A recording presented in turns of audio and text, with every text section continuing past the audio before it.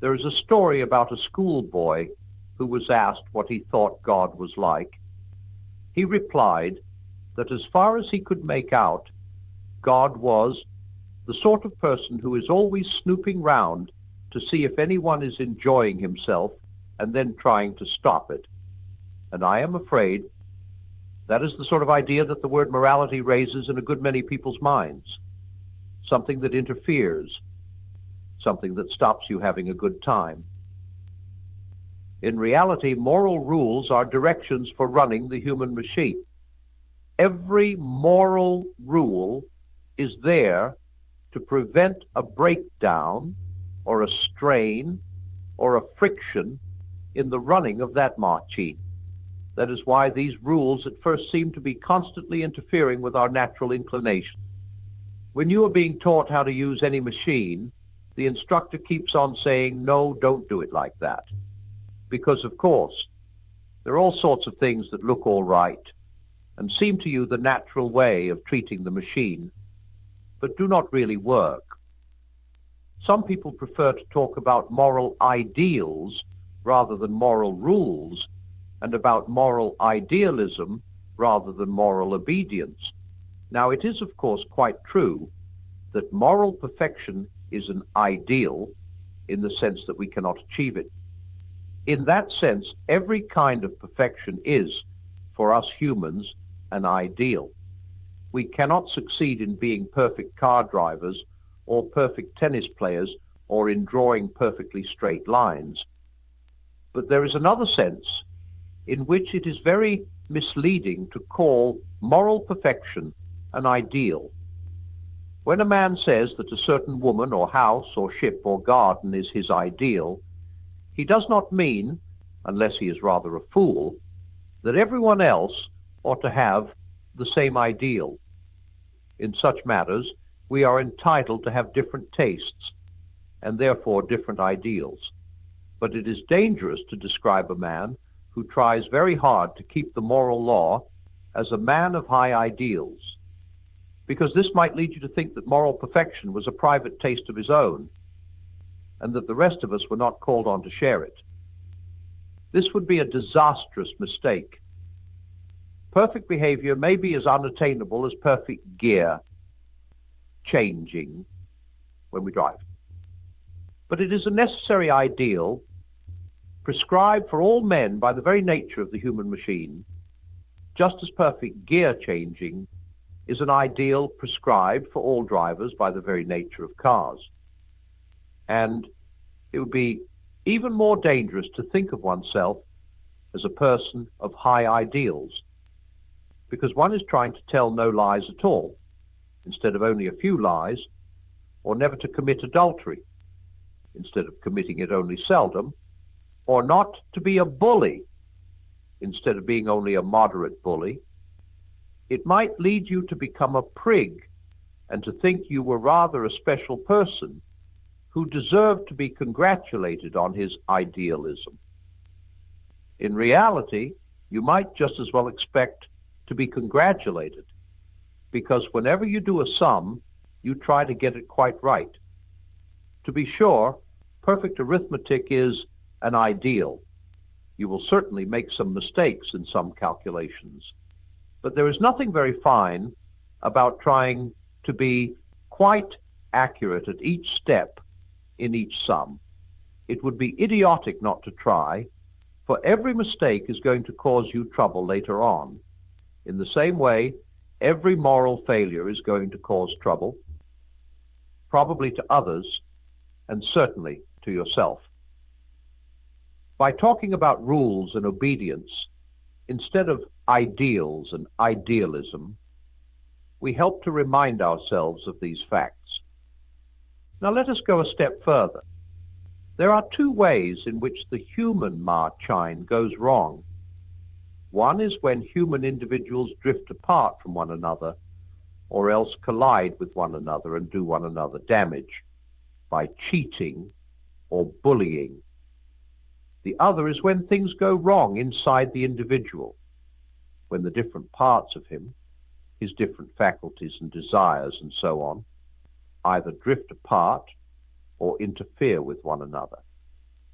You can get the idea plain if you think of us as a fleet of ships sailing in formation. The voyage will be a success only, in the first place, if the ships do not collide and get in one another's way. And secondly, if each ship is seaworthy and has her engines in good order. As a matter of fact, you cannot have either of these two things without the other. If the ships keep on having collisions, they will not remain seaworthy very long. On the other hand, if their steering gears are out of order, they will not be able to avoid collisions. Or if you like, think of humanity as a band playing a tune. To get a good result, you need two things. Each player's individual instrument must be in tune, and also each must come in at the right moment so as to combine with all the others. But there is one thing we have not yet taken into account. We have not asked where the fleet is trying to get to, or what piece of music the band is trying to play. The instruments might be all in tune and might all come in at the right moment. But even so, the performance would not be a success if they had been engaged to provide dance music and actually played nothing but dead marches. And however well the fleet sailed, its voyage would be a failure if it were meant to reach New York and actually arrived at Calcutta. Morality, then, seems to be concerned with three things. Firstly, with fair play and harmony between individuals.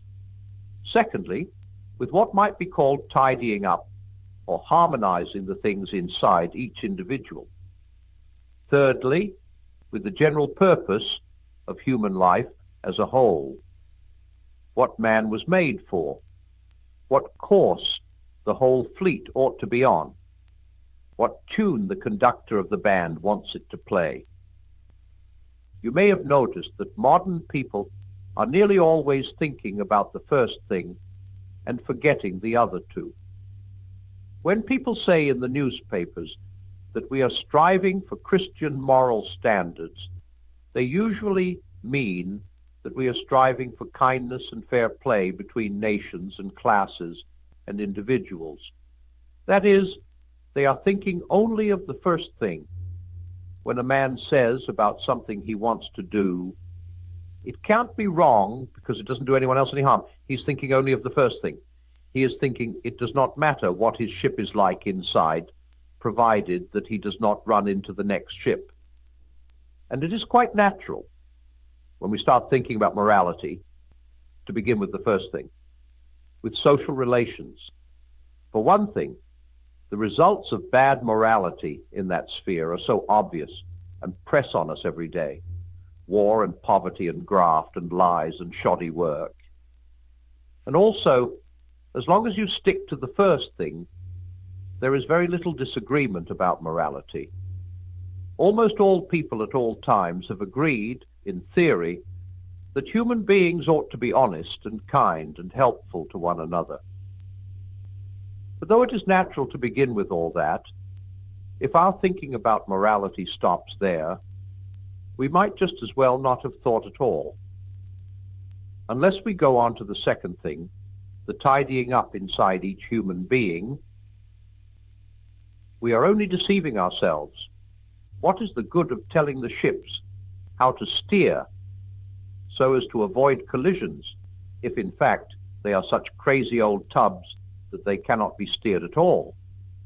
What is the good of drawing up on paper rules for social behavior if we know that in fact our greed, cowardice, ill temper, and self-conceit are going to prevent us from keeping them? I do not mean for a moment that we ought not to think, and think hard, about improvements in our social and economic system. What I do mean is that all that thinking will be mere moonshine unless we realize that nothing but the courage and unselfishness of individuals is ever going to make any system work properly. It is easy enough to remove the particular kinds of graft or bullying that go on under the present system. But as long as men are twisters or bullies, they will find some new way of carrying on the old game under the new system. You cannot make men good by law, and without good men, you cannot have a good society. That is why we must go on to think of the second thing, of morality inside the individual. But I do not think we can stop there either. We are now getting to the point at which different beliefs about the universe lead to different behavior.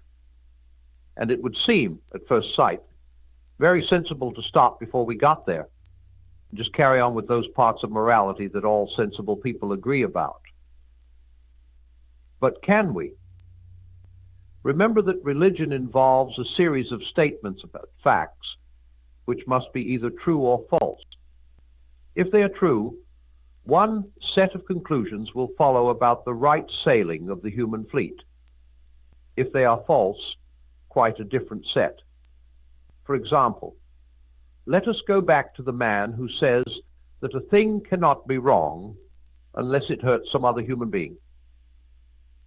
He quite understands that he must not damage the other ships in the convoy, but he honestly thinks that what he does to his own ship is simply his own business.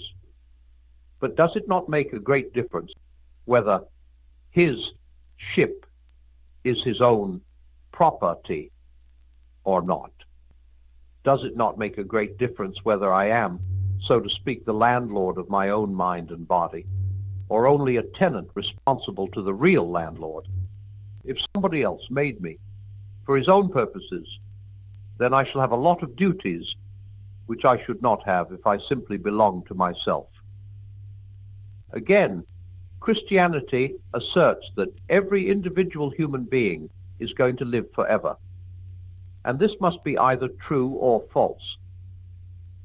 Now, there are a good many things which would not be worth bothering about if I were going to live only 70 years, but which I had better bother about very seriously if I am going to live forever. Perhaps my bad temper or my jealousy are gradually getting worse, so gradually that the increase in 70 years will not be very noticeable, but it might be absolute hell in a million years. In fact, if Christianity is true, hell is the precisely correct technical term for what it would be. And immortality makes this other difference, which, by the by, has a connection with the difference between totalitarianism and democracy. If individuals live only 70 years, then a state or a nation or a civilization, which may last for 1,000 years, is more important than an individual. But if Christianity is true, then the individual is not only more important, but incomparably more important, for he is everlasting, and the life of a state or a civilization, compared with his, is only a moment. It seems, then, that if we are to think about morality, we must think of all three departments: relations between man and man, things inside each man, and relations between man and the power that made him. We can all Cooper, 8 in the first one. Disagreements begin with the second and become serious with the third. It is in dealing with the third that the main differences between Christian and non-Christian morality come out. For the rest of this book, I'm going to assume the Christian point of view and look at the whole picture as it will be if Christianity is true.